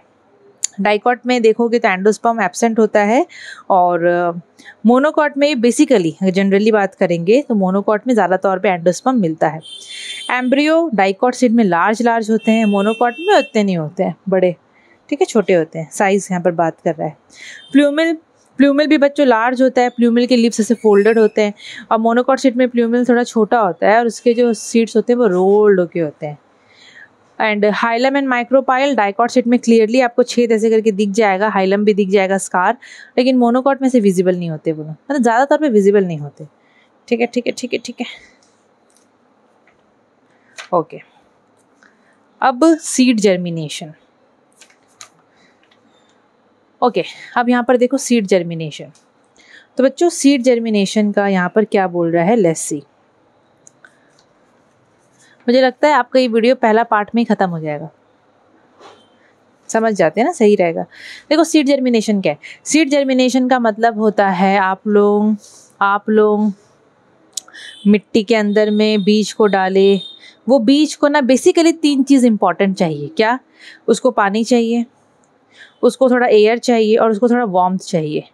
पानी कहाँ से मिलेगा? हम लोग पानी देते हैं। एयर, उसको हवा में तो ऑक्सीजन है तो उसको एयर मिल जाएगा। वार्मथ सूरज की रोशनी से मिलेगा, ठीक है। और राइट सॉइल भी, लेकर अगर मिट्टी वाला ही बेसिकली प्लांट है, क्योंकि देखो हम लोग ना घर में भी जर्मिनेशन करवा देते हैं, नहीं करवाते हैं? वो मूंग, जो हरा मूंग होता है उसको हम लोग भिजो के रख देते हैं, फिर उससे वो गजा निकल जाता है, उसका पूंछ जैसे निकलता है ना, तो वो भी तो जर्मिनेशन हुआ। हल्का बहुत तो वो जर्मिनेशन का ही तो कहलाएगा, वो है कि ना, जर्मिनेट हो जाता है वो। तो यहाँ पर बोल रहा है बेसिकली ये 3 चीज़ इंपॉर्टेंट है, हवा, पानी और सूरज की गर्मी। अगर ये 3 चीज़ मिल गया सीड को, तो वो वहाँ पर वो जो सीड है वो छोटा सा सीडलिंग में कन्वर्ट हो जाएगा। सीडलिंग मतलब ये बेबी प्लांट, टाइनी प्लांट जो कि ज़मीन से निकलता है, वो आपको दिखेगा, ठीक है। उसको हम लोग बोलते हैं, इस प्रोसेस को हम लोग बोलते हैं जर्मिनेशन ऑफ सीड। और यहाँ पर एक कंडीशंस खूब इंपॉर्टेंट है कंडीशंस। ये कंडीशंस अगर मिल जाता है, हवा, पानी, गर्मी, अगर ये सब बीजा को मिल जाता है तो सीड एकदम एक्टिव हो जाता है, ठीक है। और seedling is developed from the embryo. अंदर में, बीज के अंदर में बताई थी ना आपको, छोटा सा बेबी प्लांट सोया रहता है, एम्ब्रियो बोलते हैं जिसको। तो एम्ब्रियो डेवलप होता है और वो सीडलिंग में कन्वर्ट हो जाता है। सीडलिंग क्या होता है? छोटा सा प्लांट जो कि मिट्टी से बाहर निकलता है, ठीक है, ओके। Now water. सबसे पहले देखो वाटर का क्या काम है, वाटर जर्मिनेशन में कैसे मदद करता है। आपको पता है, आप लोग अगर मिट्टी में बीज डाल दोगे, पानी नहीं दोगे, तो क्या वो ग्रो करेगा? नहीं करेगा। तो थोड़ा थोड़ा पानी देना ज़रूरी है बच्चों। हर दिन हम लोग थोड़ा थोड़ा पानी डालते हैं। So water is absorb through the micropyle of seed. हम लोग सोच लो जैसे पानी डाले तो सीड में माइक्रोपाइल होता है ना, बीजा में एक छेद होता है, तो पानी वहीं से बीजा एब्जॉर्ब कर लेता है। इंपॉर्टेंस क्या है वाटर का? पानी एब्जॉर्ब करने से, मतलब पानी एब्जॉर्ब करने से, देखना अब जैसे कि एग्जांपल आप लोग सोचो, आप लोग घर में लाल चना, जो ग्राम होता है, बंगाल ग्राम, आप लोग उसको भिजो के रखे हो। जो मम्मी लोग बोलते हैं ना, काबुली चना भिजो देते हैं मम्मी लोग, या लाल चना, या जो भी, या हरा मूंग, जो भी आप लोग उसको भिजोगे, तो सुबह देखना आप रात को भिजो के छोड़ दोगे तो देखना उसका सीड कोट एकदम हल्का, मतलब सॉफ्ट हो जाएगा। वो सॉफ्ट हो जाता है। तो पानी से सीड कोट जो एकदम हार्ड रहता है ना बच्चों, पानी से वो सॉफ्ट हो जाता है। और भी काम है इसका। Water activates the enzyme that convert starch in the cotyledon और एम्ब्रियो टू शुगर। और एक चीज़, तो आप लोग पढ़े हो ना बच्चों, सीड के अंदर में एक छोटा सा बेबी प्लांट होता है जिसको हम लोग बोलते हैं एम्ब्रियो। सपोज यहाँ पर एम्ब्रियो है और यहाँ पर इस पोर्शन में एंडोस्पर्म है। एंडोस्पर्म क्या होता है? फूड स्टोरिंग टिश्यू होता है। तो बच्चों सीड के अंदर में ना एंडोस्पर्म होता है जो कि बहुत इंपॉर्टेंट रोल प्ले करता है। अच्छा, एंडोस्पर्म अपने अंदर क्या स्टोर करके रखता है? स्टार्च। अगर एंडोस्पर्म नहीं है तो सोच लो कोटिलेडन है कि नहीं। तो सपोज वो ना स्टार्च मतलब अपने अंदर में स्टोर करके रखा है। आप लोग पानी दिए, आप लोग जब पानी दिए तो माइक्रोपाइल से पानी घुसा, सीड कोट को सॉफ्ट कर दिया। उसके बाद एंडोस्पर्म या कोटिलेडन के अंदर में जो स्टार्च पाया जाता है वो उसको कन्वर्ट कर देता है शुगर में। किस में कन्वर्ट कर देता है? शुगर में। वो शुगर से एम्ब्रियो को एनर्जी मिलता है टू ग्रो। अब वो जो शुगर बन गया, चीनी, मतलब चीनी नहीं कि आप लोग जो घर में खाते हैं वैसे प्रॉपर चीनी नहीं, अब वो जो शुगर वहाँ पर मिल गया, शुगर इन द सेंस वो ग्लूकोज का बात कर रहा है, ठीक है। तो जो शुगर यहाँ पर मिल गया है, वो शुगर से ये जो बेबी प्लांट है अंदर में, जो एम्ब्रियो है, उसको एनर्जी मिलता है, ठीक है। आप लोग भी देखना, खाना खाते हो तो आप लोगों का एनर्जी मिलता है ना, तो यहाँ पर शुगर से इस बेबी प्लांट को एनर्जी मिलता है। वही एनर्जी के साथ बाद में ये क्या करता है? ग्रो करता है, ग्रो करके सीडलिंग में कन्वर्ट हो जाता है। क्लियर? तो देखो वाटर का इतना इंपॉर्टेंट रोल है, वाटर का बहुत ही ज़्यादा इंपॉर्टेंट रोल है। अभी एक और चीज़, जब ये काम हो जाता है उसके बाद वो जो रेडिकल है वो सबसे पहले बाहर आता है। देखो मैं एक बात बता दूँ, सीड से कोई भी सीड आप लोग ले लो, जब वो ग्रो कर रहा है, जब जर्मिनेशन हो रहा है, सबसे पहले सीड से रेडिकल बाहर आता है, रेडिकल आगे चलकर फिर रूट बनता है। ठीक है, अभी ये सेकंड कंडीशन एयर, हवा भी इंपॉर्टेंट है, मैं आप लोगों को बताई थी फॉर जर्मिनेशन। तो हवा में जो ऑक्सीजन गैस है ना, वो बहुत इंपॉर्टेंट है। अब सीड को बच्चों ऑक्सीजन चाहिए रेस्पिरेशन के लिए, डेफिनेटली चाहिए, हम लोग को चाहिए ना ऑक्सीजन रेस्पिरेशन के लिए, तो सीड को भी ऑक्सीजन चाहिए for respiration in order to produce energy, ताकि वो एनर्जी प्रोड्यूस कर सके। हमारे बॉडी में भी बच्चों रेस्पिरेशन होता है तो हमारे बॉडी में एनर्जी प्रोड्यूस होता है, वैसे जो सीड होता है उसको भी ऑक्सीजन चाहिए एनर्जी के लिए। वो एनर्जी से उसके अंदर में जल्दी जल्दी सेल डिवीज़न होता है और उसका ग्रोथ होता है। सेल डिवीज़न से ना चीज़ें बढ़ती है, ग्रो करती है। तो यहाँ भी जब उसको एनर्जी मिल जाता है, मतलब जब वो रेस्पिरेशन कर लेता है ऑक्सीजन गैस को यूज़ करके, तो वो एनर्जी से वो क्या करता है, एनर्जी प्रोड्यूस करता है। एनर्जी से उसकी बॉडी में, मतलब सीड के अंदर में सेल डिवीज़न होता है और ग्रोथ ऑफ सीड देखने को मिलता है। अगर ऑक्सीजन नहीं मिलेगा सीड को, अगर ऑक्सीजन नहीं मिलेगा तो जर्मिनेशन नहीं हो पाएगा। ठीक है, इसीलिए बोलते हैं कि सीड को ना ज़्यादा अंदर ज़मीन के नहीं पूरा गड्ढा करके एकदम घुसा के छोड़ दोगे, नहीं, ज़्यादा गड्ढा नहीं करते हैं, हल्का सा करेंगे, बीज डालेंगे, ढक देंगे। ज़्यादा अंदर इसलिए नहीं करते हैं क्योंकि भाई ऑक्सीजन नहीं पहुंच पाएगा तो सीड जर्मिनेट नहीं कर पाएगा। Then last one, suitable temperature. Suitable temperature is also very important for the germination of seed. देखो, ज़्यादा लो और ज़्यादा हाई टेम्परेचर सही नहीं है सीड जर्मिनेशन के लिए। ज़्यादा लो में एम्ब्रियो नहीं बढ़ पाएगा, ज़्यादा हाई हो जाएगा तो उसके अंदर के टिश्यू मर जाएंगे। बहुत ज़्यादा हाई टेम्परेचर हो जाएगा तो सीड के अंदर में जो टिश्यू विश्यू लोग हैं वो लोग मर जाएंगे, वो लोग क्या हो जाएंगे, वो लोग फुस हो जाएंगे, मर जाएंगे। ठीक है, तो जो ऑप्टिमम रेंज ऑफ टेम्परेचर है वो 25 से 35 डिग्री तक होना चाहिए। इस मतलब ये जो ऑप्टिमम रेंज है टेम्परेचर का, वो सही है फॉर जर्मिनेशन ऑफ सीड। उस टेम्परेचर के बीच में, इस टेम्परेचर में क्या होता है ना, सीड अच्छे से ग्रो कर पाता है, मतलब सही रहता है। ज़्यादा कम, जैसे कि अगर सोचो मैं 15, 16, 10 डिग्री बोल दी, 50, 40 डिग्री बोल दी, तो उसके लिए वो सही नहीं, जर्मिनेशन देखने को नहीं मिलेगा। ठीक है, नाउ टाइप्स ऑफ जर्मिनेशन। तो बच्चों देखो, 2 टाइप्स के जर्मिनेशन होते हैं, याद रखना, ये क्वेश्चन आता है, epigeal and hypogeal. Epigeal germination and hypogeal germination. Epigeal germination and hypogeal germination, दोनों में क्या याद रखना है, एपिजियल में जो कॉटिलेडन्स होता है वो ज़मीन के ऊपर आता है, हाइपोजियल में कॉटिलेडन ज़मीन के ऊपर नहीं आता है, इसको याद रखना। डायग्राम ये देखो, ये रहा, ये डायग्राम है। ठीक है, यहाँ पर ये आपका बेसिकली डायग्राम है। ये क्या है, यहाँ पर डायग्राम है, बुक में और अच्छे से दिया है, चलो कोई नहीं, बुक में दिया है अच्छे से, पर मैं भी उतना बुरा नहीं बनाई हूँ, है ना, समझ जाओगे। चलो ठीक है।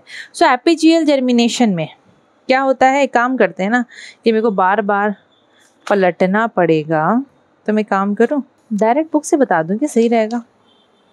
चलो बुक से पढ़ा देते हैं आप लोगों को। देखो ये वाला पार्ट खाली बता दें, थोड़ा दिक्कत हो रहा है। देखो बच्चों, सो एपिजियल जर्मिनेशन में क्या है, एपिजियल जर्मिनेशन में बेसिकली आप लोगों को कॉटिलेडन ज़मीन के ऊपर आता हुआ दिखेगा। ठीक है, कॉटिलेडन जो है वो ज़मीन के ऊपर आता हुआ वो दिखेगा। एपिजियल्स का यहाँ पर बोल ही दिया कि cotyledons are pushed above the ground and hypocotyl elongates. जो चीज़ें इंपॉर्टेंट है थोड़ा याद रखना पड़ेगा। कॉटिलेडन्स ज़मीन के ऊपर आता है और हाइपोकोटाइल लंबा होता है, हाइपोकोटाइल लंबा होता है, हाइपोकोटाइल लंबा होता है। क्लियर, समझ में आया। हाइपोकोटाइल पढ़े हो, एपिकोटाइल पढ़े हो, क्या होता है क्या नहीं होता है, लेकिन फिर भी आप लोगों को याद रहे या अगर भूल गए हो तो यहाँ पर लिख दिया है, कॉटिलेडन की जस्ट बिलो का जो जगह होता है हम लोग उसको बोलते हैं हाइपोकोटाइल। कॉटिलेडन के नीचे वाला हिस्सा को हम लोग बोलते हैं हाइपोकोटाइल एंड कॉटिलेडन एंड प्यूमिल के बीच वाला हिस्सा को बोलते हैं एपिकोटाइल। ठीक है, कॉटिलेडन के बीच और कॉटिलेडन एंड प्यूमिल के बीच वाला हिस्सा को एपिकोटाइल, कॉटिलेडन के जस्ट नीचे वाला हिस्सा को हम लोग बोलते हैं बच्चों हाइपोकोटाइल। हाइपोकोटाइल, कोथाई, कोथाई, चलो ओके। तो देखो यहाँ पर होता क्या है, बेसिकली डायग्राम देखो और समझने का कोशिश करो। बायोलॉजी में हमेशा डायग्राम देख के समझने का कोशिश करो। तो हम लोग एग्जांपल पढ़ेंगे जर्मिनेशन इन बीन सीड, जो बुक में था मैं यहाँ पर लिखी थी, तो कोई दिक्कत नहीं है, बस ये याद रखना एपिजियल जर्मिनेशन आपको बीन्स में, कैस्टर में, कॉटन में देखने को मिलेगा। आपके बुक में अगला एग्जाम्पल है, उसको ऐड कर देना। अभी germination in bean seed. Bean seed में कैसे जर्मिनेशन होता है, इस टाइप से होता है। एपिजियल जर्मिनेशन होता है जिसमें कॉटिलेडन्स ऊपर आ जाता है, हाइपोकोटाइल लंबा हो जाता है। हाइपोकोटाइल कॉटिलेडन के बिलो मतलब नीचे में जो रीजन होता है उसको बोलते हैं। डायग्राम देखो, अब यहाँ पर ये सीड है, बीन का यहाँ पर बना दिया है बीन्स का। अब सीड है तो भाई सीड कोट होगा डेफिनेटली। ऊपर में 2 लेयर देखो सीड कोट का दिख रहा है। अंदर में छोटा सा प्लांट है, बेबी प्लांट है, एम्ब्रियो। अब एम्ब्रियो में का ही तो हिस्सा होता है ना, बेबी प्लांट है तो उसी में ही प्लूमल एंड रेडिकल मिलेगा। एम्ब्रियो का ही हिस्सा होता है प्लूमल रेडिकल, और ये कॉटिलेडन पार्ट है। कॉटिलेडन फूड स्टोरिंग टिश्यू हो गया, ठीक है। प्लूमल आगे बढ़कर जमीन के ऊपर निकलेगा और वो शूट सिस्टम बनाएगा। रेडिकल जमीन के नीचे आके रूट सिस्टम बनाएगा। ये चीज़ आपको पता है। अब देखो आप लोग सपोज आप लोग मिट्टी में डाल दिए इसका बीजा, अच्छे से उसको तीनों कंडीशन नेसेसरी कंडीशंस प्रोवाइड करवा रहे हो, तो क्या होगा, जब आप लोग पानी डालोगे तो सीड क्या करेगा, फूल जाएगा बाय एब्जॉर्बिंग वाटर। डेफिनेटली जब कोई भी चीज़ पानी एब्जॉर्ब करता है तो फूलता है ना, तो वैसे यहाँ पर सीड जो है जब वो पानी को एब्जॉर्ब करेगा तो वो फूल जाएगा। तो वो क्या होगा, वो फूल जाएगा, ठीक है। सीड कोट सॉफ्ट हो जाएगा डेफिनेटली, और सॉफ्ट होके वो फटेगा।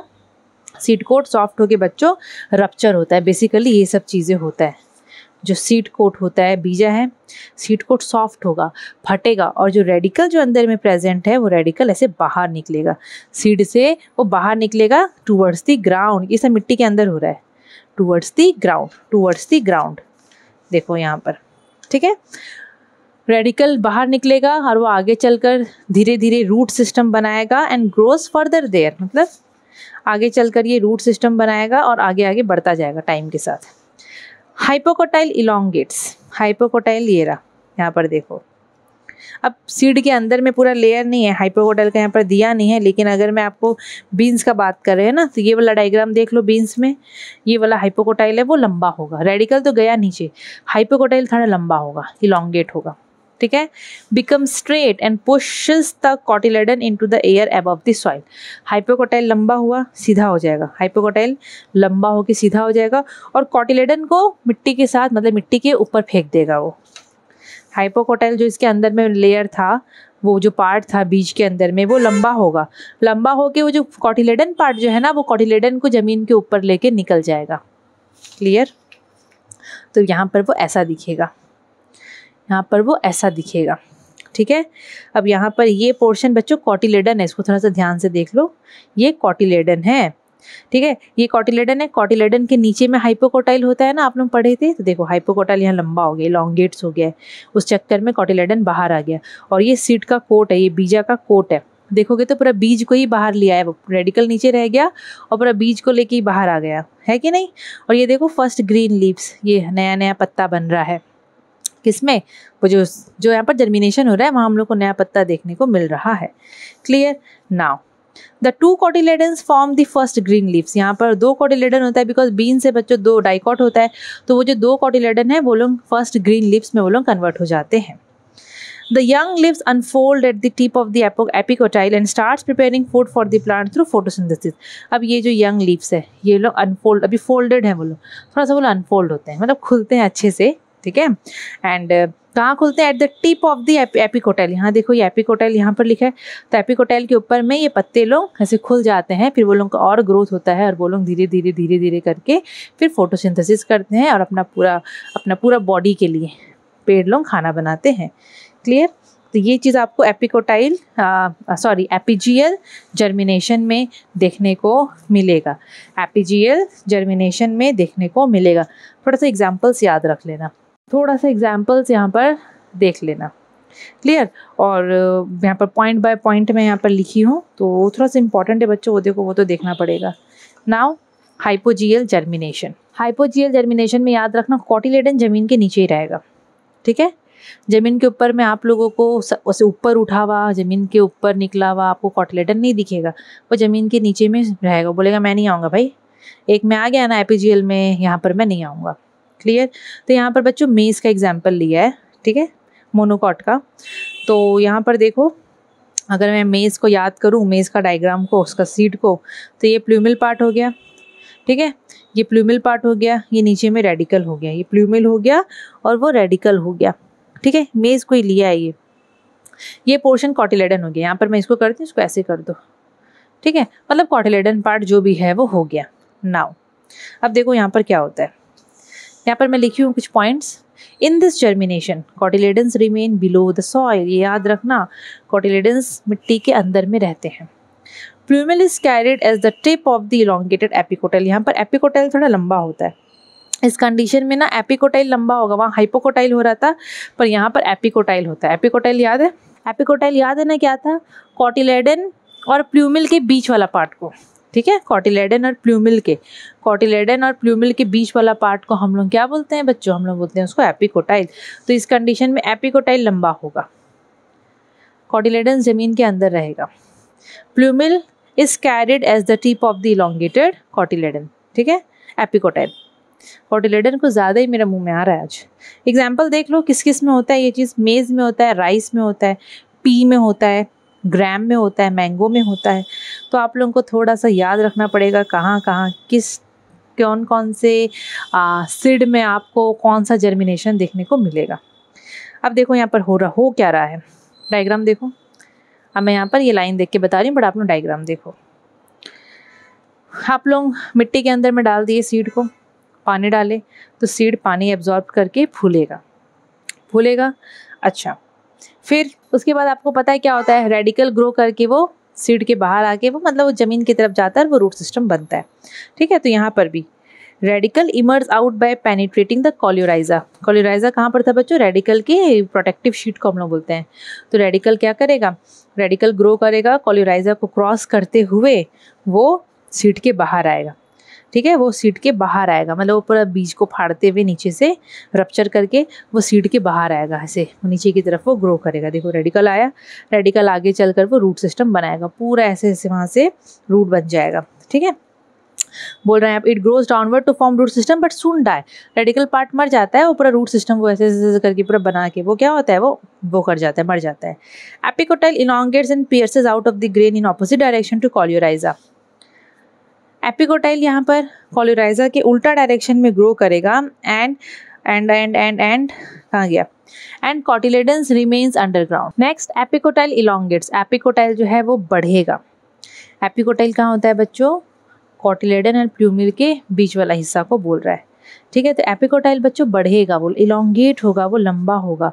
Pierces out of the grain, वो ग्रेन से बाहर निकलेगा, सीड से वो बाहर निकलेगा। इन ऑपोजिट डायरेक्शन टू कोल्यूराइजा, तो बच्चों कोल्यूराइजा तो रेडिकल का प्रोटेक्टिव लेयर यहाँ पर था, तो एपिकोटाइल कोल्यूराइजा के ऑपोजिट डायरेक्शन मतलब ऐसे उल्टा डायरेक्शन में वो आगे की तरफ बढ़ेगा वो, ठीक है। लेकिन कॉटिलेडन का यहाँ कुछ नहीं होने वाला, कॉटिलेडन जमीन में ही रहेगा। एलोंगेट कौन कर रहा है यहाँ पर, एपिकोटाइल कर रहा है, ठीक है, एपिकोटाइल कर रहा है। प्लूमल क्या कर रहा है, प्लूमल भी खुद, प्लूमल का तो काम है ना, वो ग्रो करेगा, मिट्टी के ऊपर आएगा, फिर वो क्या बोलते हैं पूरा पेड़ पौधे बनेगा। तो plumule pierces out of the coleoptile and grow straight upward. Plumule भी क्या करेगा, प्लूमल बोलेगा कि भाई मेरे चारों तरफ में क्लियोप्टाइल लेयर है, उसका प्रोटेक्टिव शीट, प्लूमल उसको चीरता हुआ निकल के मिट्टी के ऊपर आके वो भी ग्रो करेगा। जैसे कि यहाँ पर देखो, यहाँ पर बता रहा है कि ये एपिकोटाइल इलोंगेट हो रहा है, एपिकोटाइल यहाँ पर इलोंगेट हो रहा है। कॉटिलेडन जमीन के अंदर में ही रह गया, देखोगे तो बीज जमीन के अंदर में रह गया प्रॉपर, अगर वैसे याद रखोगे तो, ठीक है। यहाँ पर देखोगे तो सीड जो है मेन यहाँ पर कॉटिलेडन का बात कर रहा है, लेकिन आप लोगों को दिख क्या रहा है कि बीज जो है वो तो मिट्टी के अंदर में ही है कि नहीं, वो रह गया। प्लूमल आगे निकला, बढ़ा, पेड़ पौधे बन गए, ठीक है। लेकिन इससे पहले जो आपने एपिजियल जर्मिनेशन देखे थे, कहाँ पर, इससे पहले जो आप लोग पढ़े थे बीन्स का, वहाँ पर तो भाई कॉटिलेडन ऊपर आ जा रहा था, मतलब देखोगे तो बीजा ही पूरा ऊपर आ जा रहा है कि नहीं, तो वही सब चीज़ है। Cotyledon absorb food from endosperm till it is exhausted. Hypocotyl does not elongate, मतलब यहाँ पर बोल रहा है कि जो कॉटिलेडन है वो क्या करेगा, एंडोस्पर्म से पूरा खाना को एब्जॉर्ब करते रहेगा till it is exhausted. Exhausted मतलब वो काम करके जब तक थक गया होगा, पूरा उसका ख़त्म हो गया होगा खाना, तो it absorbs food from endosperm, ये एंडोस्पर्म से खाना एब्जॉर्ब करता है till it is exhausted. Hypocotyl यहाँ पर इलोंगेट नहीं करेगा, यहाँ पर बच्चों एपिकोटाइल इलोंगेट करेगा। तो आप लोगों को थोड़ा डायग्राम प्रैक्टिस करना पड़ेगा और पॉइंट्स थोड़ा सा ध्यान में रखना पड़ेगा, 2-4 बार करोगे ना हो जाएगा। Then viviparous germination. Viviparous germination क्या है, छोटा सा है ये लेकिन इम्पॉर्टेंट है। ये ऐसा जर्मिनेशन होता है जिसमें seed gets germinated inside the fruit. So जो फल के अंदर में बीज है, और फल के अंदर में ही बीजा का जर्मिनेशन हो जाएगा। मतलब पेड़ में लगा हुआ है, ये पेड़ है, फल लगा हुआ है, फल में बीज है, वो बीज फल में लगे लगे ही पेड़ में ही अटैच है सब चीज़ें, वहाँ पर जर्मिनेशन हो जाएगा। जब जर्मिनेशन हो जाता है तो सीडलिंग्स ज़मीन में गिर जाते हैं। जब वो लोग ज़मीन में गिर जाते हैं सीडलिंग्स, तो फिर वहाँ पर वो लोग ग्रो कर जाते हैं, मतलब उनका रूट मतलब मिट्टी पकड़ लेता है, तो रूट एकदम ज़मीन के अंदर अंदर अंदर अंदर ग्रो कर जाता है और पेड़ अच्छे से वो डेवलप हो जाता है। इसका एग्जाम्पल सोनेरेटिया है, राइजोफोरा है। आपके बुक में अगर कुछ और एग्जाम्पल होगा तो आप लोग उसको भी देख लेना, ठीक है। बुक में अगर और एग्जाम्पल है उसको भी लिख लेना आप लोग, लेकिन विविपेरस जर्मिनेशन थोड़ा याद रखना इंपॉर्टेंट है, ठीक है। अभी यहाँ पर जैसे कि डिफरेंस है एपीजियल एंड हाइपोजियल जर्मिनेशन का, ठीक है। थोड़ा सा डिफरेंस देख लो। एपीजियल जर्मिनेशन में कॉटिलेडन्स ज़मीन के ऊपर, यहाँ पर नीचे। एपीजियल में हाइपोकोटाइल लंबा हो रहा था, लेकिन यहाँ पर एपिकोटाइल लंबा होगा। इसका एग्जाम्पल्स किस में दिखते हैं, इसमें एग्जाम्पल्स किस में दिखते हैं, बहुत सिंपल है। अब यहाँ कुछ एक्सपेरिमेंट है बच्चों, मैं बुक से बताऊंगी ऑन जर्मिनेशन। तो देखो जैसे कि यहाँ पर एक एक्सपेरिमेंट है जिसमें प्रूव कर रहा है कि पानी ज़रूरी है जर्मिनेशन के लिए, पानी के बिना जर्मिनेशन नहीं होगा। यहाँ पर बता रही चीज़ें कि वाटर इंपॉर्टेंट है जर्मिनेशन के लिए, ठीक है। अब यहाँ पर क्या किया है, सबसे पहले पेट्री डिश लिया है, 2 ठो लिया है, एक का नाम ए दे दिया, एक का नाम बी दे दिया। दोनों में वो क्या किया है, आपका कुछ सीड लिया है वहाँ पर, ठीक है। मतलब कोई भी आप लोग सीड ले लो दोनों में, जैसे कि सपोज आप लोग चना ले लो या हरा मूंग ले लो, कुछ भी ले लो। पहले वाले पेट्री डिश में वो क्या किया है, गीला वेट कॉटन वूल डाला है, दूसरे वाले में वो ड्राई कॉटन वूल लिया है। पहले वाले में वो क्या किया, जो मतलब दोनों में फिर वो सीड प्लेस कर दिया, दोनों में equal amount and equal type की सीड कर दिया, मतलब 3-3 4-4 इक्वल नंबर में वो सीड को डाल दिया। लेकिन दोनों में डिफरेंस क्या है, एक में वो लिया वेट कॉटन वूल, दूसरे में वो लिया है ड्राई। वेट लिया है मतलब ये वाले जो सीड है, नॉर्मल सीड है, उसको पानी यहाँ से मिलता जाएगा, लेकिन यहाँ पर ये ड्राई, इसको पानी नहीं मिलेगा। कुछ दिन के बाद, 1-2 दिन के बाद हम लोग देखेंगे तो जो पेट्री डिश ए था वहाँ का सीड जर्मिनेट हो जाएगा, उसमें से बीज निकल जाए, मतलब सॉरी उसका वो गजा बोलते हैं उसको हम लोग, गजा निकल जाएगा, मतलब जर्मिनेटेड आपको दिखेगा वो। लेकिन पेट्री डिश बी का जो सीड है वो जर्मिनेटेड नहीं दिखेगा, बिल्कुल भी जर्मिनेटेड वो नहीं दिखेगा। क्यों? क्योंकि पहले कंडीशन में उसको वेट कॉटन वूल से पानी मिला तो वो जर्मिनेट कर गया, इससे तो ये लग रहा है ना, पर दूसरे वाला जर्मिनेट नहीं किया क्योंकि उसको वाटर मिला ही नहीं। तो ये एक्सपेरिमेंट हम लोग को शो कर रहा है कि water is important for germination of seed. Okay, next example क्या है देखो, experiment to show that optimum temperature is necessary for seed germination. Optimum temperature ज़रूरी है, अपन पढ़े थे ना कि एक सफिशिएंट टेम्परेचर तो चाहिए जर्मिनेशन ऑफ सीड के लिए, ज़्यादा कम और ज़्यादा बेसी नहीं, है ना। तो यहाँ पर क्या क्या है देखो, जैसे कि यहाँ पर कुछ डायग्राम नहीं दिया है बट बता रहा है हम लोगों को। अब जैसे कि 3 बीकर ले लो, एक का नाम ए दे दो, एक का नाम बी दे दो, एक का नाम सी दे दो। हम लोग ले लेते हैं यहाँ पर 3 बीकर ले लें, ये एक हो गया, ये दूसरा हो गया, ये तीसरा बीकर हो गया, A B C. Clear, 3 beaker हम लोग ले लिए। अभी place wet cotton wool in all the 3 beakers and on the wet cotton wool place equal number of green gram seeds. यहाँ पर वेट गीला कॉटन का वही वूल डाल दो, मतलब कॉटन लगा दो, गीला गीला पानी रहेगा, गीला मतलब पानी है उसमें पानी में सोक्ड है। यहाँ पर 2 टो हरा मूंग रख दो, यहाँ 2 टो हरा मूंग रख दो, यहाँ 2 टो हरा मूंग रख दो, मतलब बीज रख दो आप लोग, ठीक है। ये रख दिया हम लोग। ओके, देन ए को रखना है ऑर्डिनरी टेम्परेचर में, बी को रखना है रेफ्रिजरेटर में, सी को रखना है हीटेड ओवन में। इसको ऑर्डिनरी टेम्परेचर मतलब हवा पानी और गर्मी जो भी नॉर्मल है उसको मिल रहा है। इसको बोला है सोच लो फ्रीज में रख दो, और इसको बोल रहा है कहाँ रखो, हीटेड ओवन में, गरम गरम ओवन में रख दो। बताओ क्या बात कर रहा है ना। बोल रहा है observe the 3 beakers for 2 to 3 days, 2-3 दिन तक इन लोगों को ऑब्जर्व करो। तो बच्चों आपको क्या देखने को मिलेगा, खुद बुद्धि लगाओ, कौन सा सीड जर्मिनेट करके आपको मतलब जर्मिनेटेड मिलेगा। डेफिनेटली ये मिलेगा, 2 दिन के बाद देखोगे इसका गजा निकला हुआ मिलेगा, पर इसमें कोई गजा नहीं, इसमें कोई गजा नहीं। क्यों? क्योंकि पहले वाले सीड को ऑप्टिमम मतलब ऑर्डिनरी टेम्परेचर मिला है, जितना गर्माहट चाहिए उसको, बिकॉज ऑर्डिनरी टेम्परेचर में रखे थे हम लोग, तो जितना सीड को जर्मिनेशन के लिए वार्मथ चाहिए उसको मिला। लेकिन सेकंड केस में हम फ्रिज में रखे, फ्रिज में इतना ठंडा, इतना लो टेम्परेचर में तो बिल्कुल वो इनहिबिट हो जाएगा, रुक जाएगा उसका ग्रोथ। फिर तीसरा को हम रखे हीटेड ओवन में, एकदम हाई टेम्परेचर था हीटेड ओवन का, तो वहाँ पर तो इसके एंजाइम्स ही मर गए होंगे, तो इसलिए ये लोग ग्रो नहीं करे। तो ये शो कर रहा है कि ऑप्टिमम टेम्परेचर चाहिए उसको, ठीक है। तीसरा एक्सपेरिमेंट शो कर रहा है कि ऑक्सीजन ज़रूरी है जर्मिनेशन के लिए। कैसे, देखो अब यहाँ पर क्या किया है, 2 कॉनिकल फ्लास्क ले लिया, ये एक कॉनिकल फ्लास्क हो गया, ये दूसरा कॉनिकल फ्लास्क हो गया, इसका नाम ए दे दिए, इसका नाम बी दे दिए।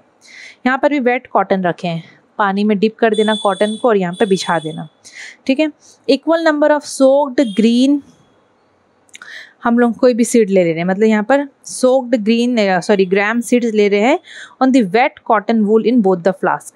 जैसे कि भिजाया हुआ, सपोज रात को आप लोग सोक करके रख दिए उसको, सुबह तक वो सॉफ्ट हो गया होगा, आप लोग सपोज उस टाइप का क्या कर रहे हो, उस टाइप का आप लोग सीड को लेके इक्वल नंबर के यहाँ पर रख दिए हो।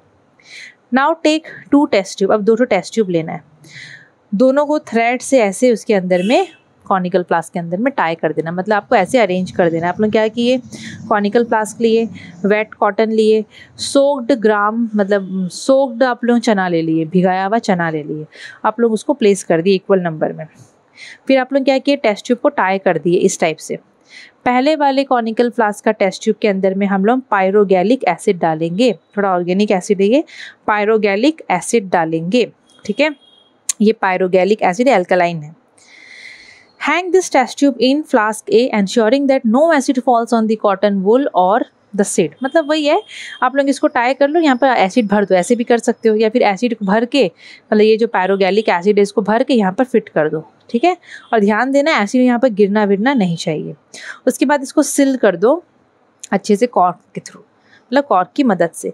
सेकंड कॉनिकल फ्लास्क में जो आप लोग ये लिए हो, पानी लिए, मतलब ये जो आप लोग टेस्ट ट्यूब टंगाए हो उसमें ना आप लोग पानी डाल दो, एक में एसिड डाले एक में पानी डाले हम लोग, और इसको भी सेटिंग करके ऐसे करके बंद कर दो।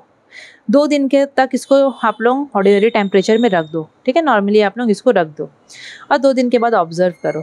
तो आप लोग क्या ऑब्जर्व करोगे कि जो पहला वाला जो कॉनिकल फ्लास्क है जिसमें पायरोगैलिक एसिड लिए, वहाँ का सीड को तो कुछ भी नहीं हुआ, कोई जर्मिनेशन देखने को नहीं मिला, लेकिन दूसरा वाला में तो जर्मिनेशन देखने को मिल रहा है। तो इसका रीज़न क्या है, हम लोग पहला वाला में पायरोगैलिक एसिड दिए थे, तो बच्चों पायरोगैलिक एसिड ना ऑक्सीजन को एब्जॉर्ब कर लेता है, ये इंपॉर्टेंट है, अपने अंदर आप एब्जॉर्ब कर लेगा। अब आपको पता है कि सीड को ऑक्सीजन गैस चाहिए सांस लेने के लिए, रेस्पिरेशन के लिए, ताकि वह एनर्जी प्रोड्यूस करता है फिर आगे का काम करता है। तो यहाँ पर जो ऑक्सीजन गैस सीड को चाहिए था वो सब ये अपने अंदर एब्जॉर्ब कर लिया, तो सीड को मिला नहीं, तो सीड को नहीं मिला, ऑक्सीजन नहीं मिला, तो भाई वो तो बिल्कुल भी जर्मिनेट नहीं कर पाया। लेकिन यहाँ वाटर है, पानी थोड़ी ना उसको पूरा अपने अंदर एब्जॉर्ब कर लेगा, ठीक है। यहाँ पर ऑक्सीजन गैस जो भी था वो आराम से सीड यूज़ किया और वो जर्मिनेट करा। क्लियर, तो ये शो करता है कि भाई ऑक्सीजन ज़रूरी है। देन ये लास्ट एक्टिविटी है, ये एक्सपेरिमेंट बताएगा हम लोगों को, शो करेगा कि एडिक्वेट पानी, temperature, oxygen are necessary for seed germination. Seed germination के लिए पानी, एडिक्वेट पानी, ठीक है, टेम्परेचर एंड ऑक्सीजन तीनों इंपॉर्टेंट है। तो यहाँ पर देखो क्या क्या है, ये तो आप लोगों को समझ आ जाएगा। यहाँ पर ये एक स्लाइड लिया है, ठीक है, और 3 सीड लिया है A B C करके, और तीनों को देखो कैसे यहाँ पर ऐसे करके इसको सेट कर दिया है। जो ऊपर वाला सीड है उसको A बोला है, उसको ना जैसे कि एक बीकर लिया, बीकर में पहले पानी ले लिया, ठीक है, स्लाइड में तीनों सीड को फिट कर दिया। कैसे फिट किया है कि पहला में जो पहला सीड है वो पानी के ऊपर आना चाहिए, तो दूसरा सीड है जिसका नाम B दिया गया है वो पानी को टच करता हुआ होना चाहिए, मतलब just at the water level में पानी को वो टच कर रहा है, और तीसरा सीड जो पानी के अंदर है। ऐसे आप लोगों को सेट कर लेना है। इसको आप लोग एडिक्वेट लाइट दो, टेम्परेचर दो, मतलब बेसिकली थोड़ा सा वार्म प्लेस में रख दो जहाँ पर इसको थोड़ा सा लाइट वाइट ऑक्सीजन सही मिल रहा है। आप लोग इसको अपने गार्डन में रख लो, ठीक है, आप लोग इसको खिड़की के पास में रख लो ताकि इसको अच्छे से वहाँ पर सफिशिएंट लाइट मतलब अच्छे से मिल रहा है। क्लियर, 3 दिन तक छोड़ दो। 3 दिन के बाद हम लोग क्या देखेंगे, इन तीनों में से सिर्फ बीच वाला सीड जर्मिनेट करके बैठा है और बाकी 2 ऐसे जैसे हम लोग छोड़ के गए थे वो लोग वैसे ही रहेंगे, ठीक है। मतलब ये ऐसा हो रहा है यहाँ पर कि जो ऊपर वाला सीड है, ऊपर वाला सीड उसको अच्छे से हीट मिला था, ऑक्सीजन मिला था, हवा भी उसको मिला, ऑक्सीजन उसको हीट भी मिला, लेकिन फिर भी वो ग्रो नहीं किया क्योंकि उसको पानी नहीं मिला, इसलिए वो ग्रो नहीं किया। जो नीचे में सीड है उसको बच्चों सिर्फ पानी मिला, थोड़ा सा ऑक्सीजन मिला क्योंकि पानी में ऑक्सीजन घुल जाता है, लेकिन इसको अच्छे से देखोगे तो पूरा अच्छे से जितना इसको आपका हीट चाहिए था उसको वो नहीं मिला, तो ये ग्रो नहीं करा, ठीक है, ये ग्रो नहीं किया। लेकिन जो यहाँ पर बोल रहा है, जो बीच वाला सीड है बीच वाला सीड को एडिक्वेट पानी भी मिला, ऑक्सीजन भी मिला, हीट भी मिला, तो ये ग्रो किया। तो यहाँ तीनों को जो हम लोग एक स्लाइड में सजा के सेट ऐसे कर दिए थे और ऐसी जगह में रखे थे जहाँ पर इनको हवा भी मिल रहा था और सूरज की रोशनी भी आ रही थी, ठीक है। लेकिन 3 दिन के बाद देखिए हम लोग एक्सपेक्ट किए थे कि यार तीनों ग्रो कर जाएगा, पर नहीं, सिर्फ बीच वाला सीड जिसको एडिक्वेट पानी, हवा और सूरज की रोशनी मिली, सिर्फ वही ग्रो किया, बाकी के ऊपर नीचे वाले ग्रो नहीं किए। ऊपर वाला ग्रो इसलिए नहीं किया क्योंकि इसको पानी नहीं मिला, बाकी इसको रोशनी मिला, इसको आपका हीट मिला और आपका हवा मिला, लेकिन पानी नहीं मिला तो ये ग्रो नहीं किया। अंदर वाला को पानी मिला, थोड़ा सा ऑक्सीजन मिला, लेकिन प्रॉपर हीट नहीं मिला, तो ये ग्रो नहीं कर पाया। इसलिए बोलते हैं बच्चों एडिक्वेट अमाउंट ऑफ तीनों चीज़ इंपॉर्टेंट है। तो एक्सपेरिमेंट शो कर रहा है कि for germination of seed adequate पानी, टेम्परेचर और हवा, ऑक्सीजन, बेसिकली ऑक्सीजन, ये 3 चीज़ इंपॉर्टेंट है।